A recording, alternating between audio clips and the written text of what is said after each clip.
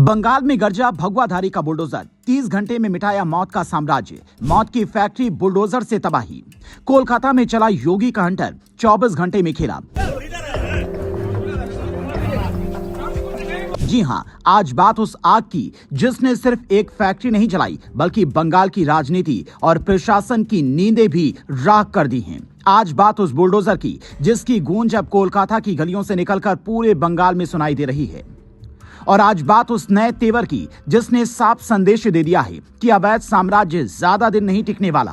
कोलकाता का तिल जला इलाका, जहां कुछ दिन पहले तक एक अवैध फैक्ट्री धड़ल्ले से चल रही थी। बाहर से देखने पर यह एक साधारण इमारत लगती थी, लेकिन अंदर मौत का कारोबार पल रहा था। सुरक्षा के नाम पर कुछ नहीं, न फायर सेफ्टी, न वैध लाइसेंस, न कोई नियम कानून, लेकिन फिर भी सब चल रहा था। क्यों? क्योंकि भ्रष्टाचार की छत उसके ऊपर तनी हुई थी। उस दिन भी मजदूर रोज की तरह काम पर आए थे। किसी ने सोचा भी नहीं था कि शाम तक 2 परिवारों के घरों में मातम पसरा होगा। फैक्ट्री के अंदर दम घुटने और आग जैसी भयावह स्थिति ने 2 गरीब मजदूरों की जान ले ली। कुछ लोग किसी तरह से बाहर निकल पाए, लेकिन 2 लोग हमेशा के लिए उस काली फैक्ट्री में कैद हो गए। उनकी चीखें अभी हवा में थीं, परिवार के आंसू अभी सूखे भी नहीं थे कि अचानक बंगाल की राजनीति में एक नया दृश्य दिखाई दिया। एक ऐसा दृश्य जो लोगों को उत्तर प्रदेश के योगी मॉडल की याद दिलाने लगा। हादसे की कुछ ही घंटे के बाद प्रशासन हरकत में आया, जांच बैठी, रिपोर्ट मांगी गई और फिर आया वो आदेश जिसने पूरे इलाके में सनसनी फैला दी। अगर अवैध है तो बचेगा नहीं। इसके बाद जो हुआ उसने सबको चौंका दिया। पीले रंग का बुलडोजर तिलजला की सड़कों पर उतरा और देखते ही देखते वो अवैध फैक्ट्री मलबे में बदल गई। जिन दीवारों के पीछे लालच पल रहा था वो दीवारें मिनटों में जमीन पर थीं। जिन लोगों को लगता था कि राजनीतिक संरक्षण उन्हें हमेशा बचा लेगा, उनकी आंखों के सामने उनका साम्राज्य ढह गया। लोग कहने लगे बंगाल में अब सिर्फ बयान नहीं, एक्शन दिख रहा है। इस कार्रवाई ने कई सारे सवाल भी खड़े कर दिए हैं। अगर फैक्ट्री अवैध थी तो इतने समय तक चल कैसे रही थी? किसकी शह पर मजदूरों की जिंदगी से खेला जा रहा था? क्यों फायर सेफ्टी के नियमों को नजरअंदाज किया गया? और सबसे बड़ा सवाल, क्या गरीब मजदूरों की जान की कीमत सिर्फ कुछ रिश्वत थी?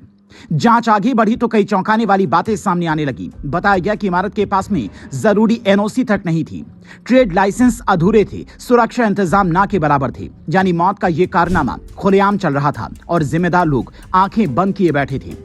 फैक्ट्री मालिक जफर निशान को पुलिस ने गिरफ्तार कर लिया। कैमरे में उसकी तस्वीर कैद हुई जब पुलिस उसे पकड़ कर ले जा रही थी। लेकिन कहानी सिर्फ यहीं खत्म नहीं हुई। सरकारी अधिकारियों पर भी कार्रवाई शुरू हुई। फायर विभाग के अधिकारी पर गाज गिरी, सस्पेंशन हुआ, पूछताछ शुरू हुई। संदेश साफ था, अगर लापरवाही से जनता की जान जाएगी तो कुर्सी भी नहीं बचेगी। इसके बाद बंगाल की कई नगरपालिकाओं और कॉर्पोरेशन में हड़कंप मच गया। जहां जहां अवैध निर्माण थे वहां अचानक दस्तावेज मांगे जाने लगे। कई जगह बिजली कनेक्शन काटे गए, कहीं पानी बंद हुआ, कहीं नोटिस चिपकाए गए और हर जगह सिर्फ एक चर्चा थी, अब बुलडोजर कभी भी आ सकता है।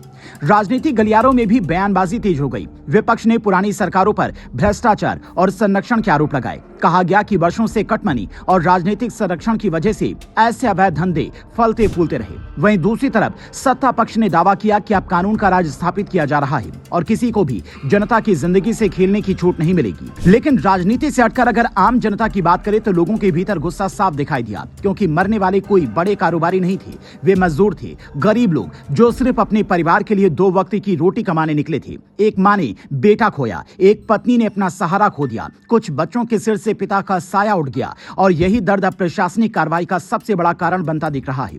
बंगाल में अब यह सवाल भी उठ रहा है कि क्या यह सिर्फ शुरुआत है? क्या आने वाले दिनों में और भी अवैध फैक्ट्रियों पर बुलडोजर चलेगा? क्या भ्रष्टाचार के उन नेटवर्क्स पर भी चोट होगी जो सालों से सिस्टम को खोखला कर रही हैं? फिलहाल तस्वीरें यही कह रही हैं कि सरकार अब सख्त मूड में दिखाई दे रही है और तिलजला की घटना एक प्रतीक बन चुकी है उस गुस्से का जो जनता के भीतर से सालों से जमा था।